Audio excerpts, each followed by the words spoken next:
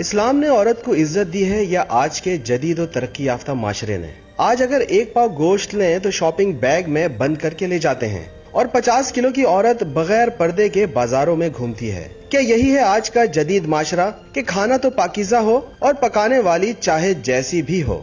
لوگ اپنی گاڑیوں کو تو ڈھانپ کر رکھتے ہیں تاکہ انہیں دھول مٹی سے بچا سکیں، مگر اپنی عورتوں کو بے پردہ گھومنے دیتے ہیں، چاہے ان پر کتنی ہی گندی نظریں کیوں نہ پڑیں۔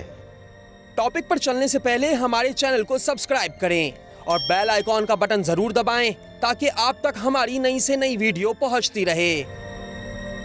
دور جدید کی جاہلیت۔ عورت کی تصاویر استعمال کر کے چھوٹی بڑی تمام کمپنیاں اپنی تجارت کو فروغ دیتی ہیں، یہاں تک کہ شیونگ کریم میں بھی اس کی تصویر ہوتی ہے۔ فرانس و امریکہ میں جسم فروشی کا شمار نفع بخش تجارت کے زمرے میں آتا ہے۔ ان لوگوں نے اسلامی ممالک میں بھی ڈورے ڈال دیے ہیں، مسلمان عورت کو بھی جہنم کی طرف لے جا رہے ہیں۔ چنانچہ مسلمان عورت تہذیب جدید کے نام پر بے پردہ پھرنے لگی ہے۔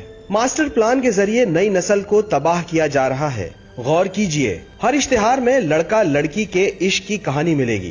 ذرا سوچئے، 7 اپ کے اشتہار میں محبت کا کیا کام؟ ترنگ چائے کے اشتہار میں گلے لگنے اور ناچنے کا کیا کام؟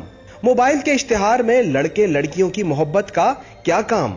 آج کوئی نوجوان اس فحاشی سے بچ نہیں پایا۔ آج عورت خود اتنی بے حس ہو چکی ہے کہ جو بھی پردے کی بات کرے اس کے خلاف سڑکوں پر نکل آتی ہیں، جبکہ 1 روپے کی ٹافیوں، جوتوں، حتیٰ کہ مردوں کے شیو کرنے کے سامان تک کے ساتھ بکنے پر کوئی احتجاج نہیں کرتی، بلکہ اسے روشن خیالی کی علامت سمجھتی ہے۔ آج ہر بکنے والی چیز کے ساتھ عورت کی حیا اور مرد کی غیرت بھی بک رہی ہے۔ نام نہاد پردہ صرف فیشن کے لیے۔ فی زمانہ برقع اتنا دلکش اور دل فریب ہے کہ اس کے اوپر ایک اور برقع اوڑھنے کی ضرورت ہے۔ پردہ نظر کا ہوتا ہے۔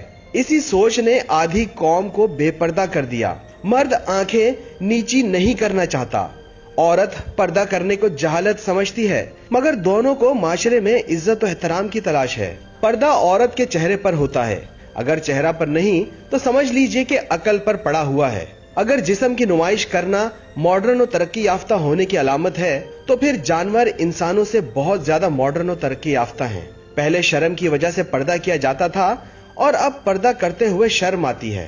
بعض بے پردہ پھرنے والی عورتیں یہ کہتی ہیں کہ قرآن مجید میں چہرے کا پردہ نہیں ہے۔ ان سے کوئی پوچھے کہ جب حجاب سے متعلق آیات اتری تو اس وقت امہات المومنین کو کیا چھپانے کا حکم ہوا؟ اسی لیے فرمایا گیا، اے نبی اپنی بیویوں اور صاحبزادیوں سے اور مسلمانوں کی عورتوں سے کہہ دو کہ وہ اپنے اوپر چادریں لٹکا لیا کریں، اس سے بہت جلد ان کی شناخت ہو جایا کرے گی کہ یہ پاک دامن عورتیں ہیں، پھر نہ ستائی جائیں گی اور اللہ بخشنے والا مہربان ہے۔ بعض عورتیں پردے سے متعلق بحث و مباحثہ کرتے ہوئے کہتی ہیں کہ پردہ تو دل کا ہوتا ہے، ہماری نگاہیں اور دل پاک ہیں۔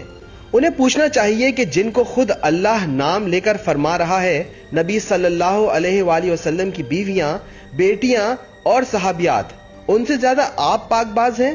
آپ کی نگاہیں دل پاک صحیح، اگر آپ کو دیکھنے والوں کی نگاہیں پاک نہ ہوئیں تو آپ مصیبت میں پڑیں گی یا نہیں؟ عام طور پر جب عقل پر پردہ پڑ جاتا ہے تو دل کا پردہ کافی نظر آتا ہے۔ اللہ امت کے بیٹوں اور بیٹیوں کی اصلاح فرمائے۔ اللہ آپ سب کا حامی و مددگار ہو۔ اللہ حافظ۔